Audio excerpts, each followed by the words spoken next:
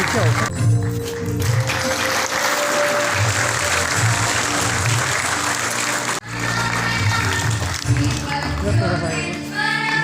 ओ भैया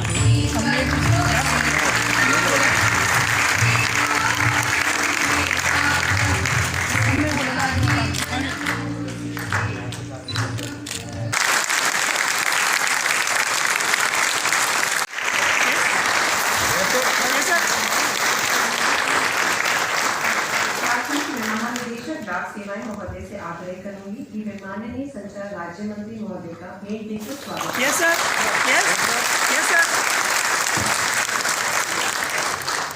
को पुरस्कृत किया जाएगा। पुरस्कारों से जहां एक और कर्मचारियों को कार्मिकों की कुशलता में वृद्धि हेतु डाक कर्मयोगी पोर्टल का शुभारंभ कर रहा है एवं कर्मचारियों को उनकी कर्तव्य निष्ठा व कार्यकुशलता हेतु सम्मानित करने के उद्देश्य से यह कार्यक्रम आयोजित किया है। मैं सचिव डाक माननीय रेल संचार इलेक्ट्रॉनिकी एवं सूचना प्रौद्योगिकी मंत्री श्री अश्विनी वैष्णव जी का एवं माननीय संचार राज्य मंत्री श्री देवू सिंह जी चौहान का हार्दिक स्वागत एवं अभिनंदन करता हूं, जिन्होंने न केवल अपने व्यस्ततम समय से कुछ बहुमूल्य क्षण निकालकर इस आयोजन की महत्ता बढ़ाई है, अपितु कार्यक्रम की अवधारणा एवं रूपरेखा निर्धारण हेतु मार्गदर्शन भी किया है। डाक कर्मयोगी की अवधारणा मिशन कर्मयोगी से ली गई है, जो नागरिक सेवाओं से जुड़े कार्मिकों में उच्च आचरण एवं कुशल व्यवहार को बढ़ाने हेतु माननीय प्रधानमंत्री जी की एक संकल्पना है। माननीय प्रधानमंत्री जी के शब्दों में I quote, mission Karmayogi is a new experiment of its kind in the direction of capacity building. Through this mission, the government employees have to modernize their thinking, approach, and improve their skill set. It is to give them an opportunity to become a Karma Yogi. माननीय प्रधानमंत्री जी ने समय समय पर विभाग के क्रियाकलापों की न सिर्फ सराहना की है, अपितु इस विभाग से उत्तरोत्तर राष्ट्र निर्माण में बेहतर सेवा एवं योगदान की अपेक्षा भी की है। डाक कर्मयोगी का यह प्रयास माननीय प्रधानमंत्री जी की मिशन कर्मयोगी की अवधारणा को पूरा करने में एक महत्वपूर्ण भूमिका अदा करेगा, ऐसा हमारा विश्वास है।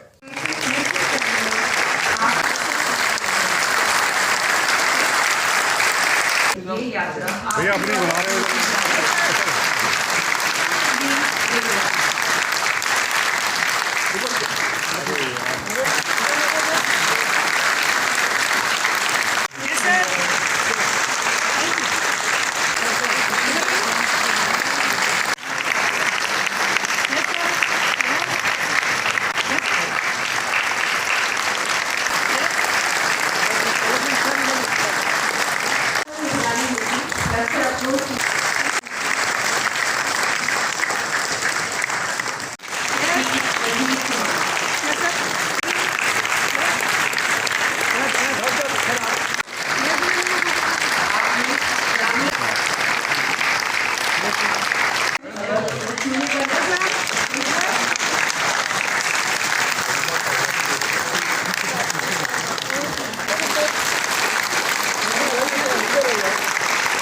और कार्य क्षमता बढ़ाने के उपाय, साथ ही मिलेगा सीखे गए प्रत्येक मॉड्यूल के लिए एक प्रमाण पत्र भी। इस प्लेटफॉर्म के जरिए हम कहीं पर भी शिक्षा ले सकते हैं। यह वीडियोस के द्वारा हमें मोबाइल पर शिक्षा देते हैं और जिससे सीखने में आसानी होती है।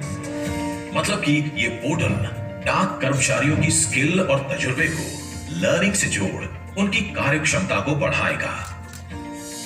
अभी के टाइम में पोस्ट ऑफिस का फायदा यह है कि डाकिया को बुला के हम अपने घर पे और अपना आधार कार्ड लिंक करवा सकते हैं। मुझे पता लगा कि हमारे गांव में एक डाकाने वाले हमारे को घर पर पैसा दे देते हैं। मैंने डाकाने वाले को फोन किया, वो मेरे घर पे आया और उसने 10,000 रुपए मेरे आधार कार्ड के ऊपर मेरे को घर पे दे के चला गया।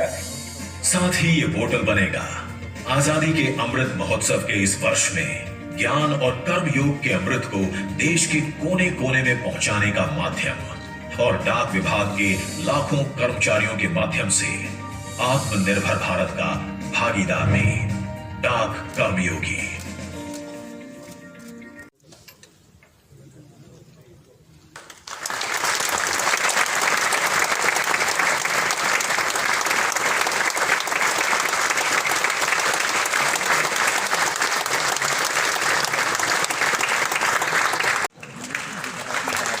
मेरे वरिष्ठ साथी माननीय मंत्री श्री देवू सिंह चौहान जी, उपस्थित टेलीकॉम पोस्ट विभाग के सचिव श्री पांडे जी, डीजी साहब, उपस्थित विभाग के सभी कर्मचारी, ऑफिसर्स, मीडिया के बंधु, आप सबको मेरा बहुत बहुत नमस्कार। आज मिशन कर्मयोगी की जो शुरुआत हुई है, इसमें बहुत कई लोगों की तपस्या शामिल है। जब प्रधानमंत्री श्री नरेंद्र मोदी जी ने मिशन कर्मयोगी का विजन दिया, उस विजन के पीछे जो भावना थी, उस भावना को एक्शन में ट्रांसलेट करने का जो काम किया, उस काम के लिए मैं विशेष धन्यवाद देना चाहूँगा हमारे माननीय मंत्री श्री देवू सिंह चौहान जी को। मिशन कर्मयोगी में शुरू से लेकर अंत तक आपने एक एक स्टेप पे जिस तरह से मॉनिटर किया, उसको रिजल्ट्स में लाने का जो आपने काम किया, वो अति सराहनीय है। मैं बहुत विशेष धन्यवाद देना चाहूँगा भाई हेमंत जानी जी को, जो कि मिशन कर्मयोगी की कंप्लीट परिकल्पना, उसको ग्राउंड पे उतारना, उसका कंप्लीट पोर्टल, उसका डिजिटल, उसका कंप्लीट जो एक अवतार बनाना, मैं इसलिए कहना चाहूँगा क्योंकि रेलवे में भी आपने करीब 80,000 मिशन कर्मयोगियों को अब तक ट्रेन कर चुके हैं। तो इस तरह से पोस्ट और रेलवे में मिला के मेरे ख्याल से सबसे ज़्यादा आपके मिशन कर्मयोगी के इन दो ही विभागों में रिजल्ट आ रहा है। तो बहुत अच्छी बात है, बहुत खुशी की बात है, और इस भावना को आगे बढ़ाएं, इस भावना को आगे लेके जाएं। मेरे वक्तव्य में बहुत ही संक्षिप्त में केवल 2 बातें बोलूँगा। पहला, पोस्ट विभाग एक समय था, आज से 10-15 वर्ष पहले की बातें अगर मैं कहूँ, ऐसी परिस्थिति थी कि पोस्ट विभाग का क्या होगा, भविष्य क्या होगा, उस पर एक बहुत बड़ा प्रश्न चिन्ह लग गया था। लोग सोचते थे कि क्या आज के कुरियर के ज़माने में, टेक्नोलॉजी के ज़माने में, ईमेल के ज़माने में, व्हाट्सएप के ज़माने में पोस्ट विभाग का क्या होगा। लेकिन परिस्थितियां बदली। 2014 में जब प्रधानमंत्री जी ने नेतृत्व संभाला देश का, उन्होंने जिन विभागों पे सबसे ज़्यादा ध्यान दिया, उनमें से एक विभाग था पोस्ट विभाग। और ध्यान देने के पीछे जो भावना थी, वो भावना ये थी कि एक ऐसा नेटवर्क, एक ऐसे कमिटेड कैडर अवेलेबल है जो कि देश के कोने कोने में उपस्थित है। क्यों ना उस कैडर को, उस कमिटेड वर्कफोर्स को, उस कमिटेड नेटवर्क को एक ऐसा आयाम दिया जाए जिससे कि भारत सरकार की सभी योजनाओं को गांव के, अपने ग्रामीण भाई के, बहन के दरवाजे तक हम पहुंचा सके।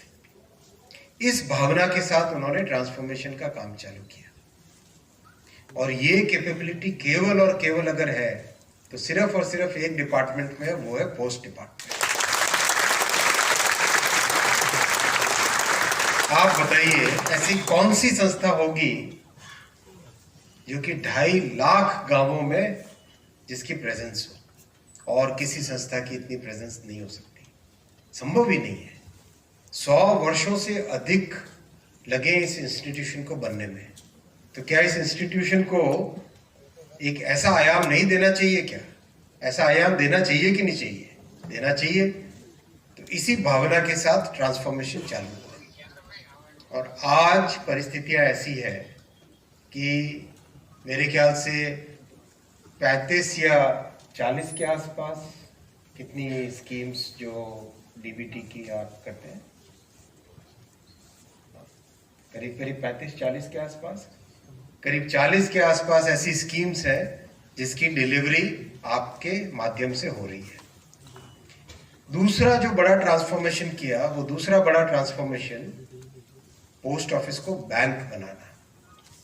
किस तरह से कि जो आपकी प्रेजेंस है गांव में, उस प्रेजेंस को अगर उपयोग में लाया जाए तो बहुत आसानी से गांव के, देश के कोने कोने में फाइनेंशियल इंक्लूजन की, यानी गरीब साधारण आम मानवी को बैंकिंग प्रणाली के साथ जोड़ने की एक व्यवस्था बन सकती है।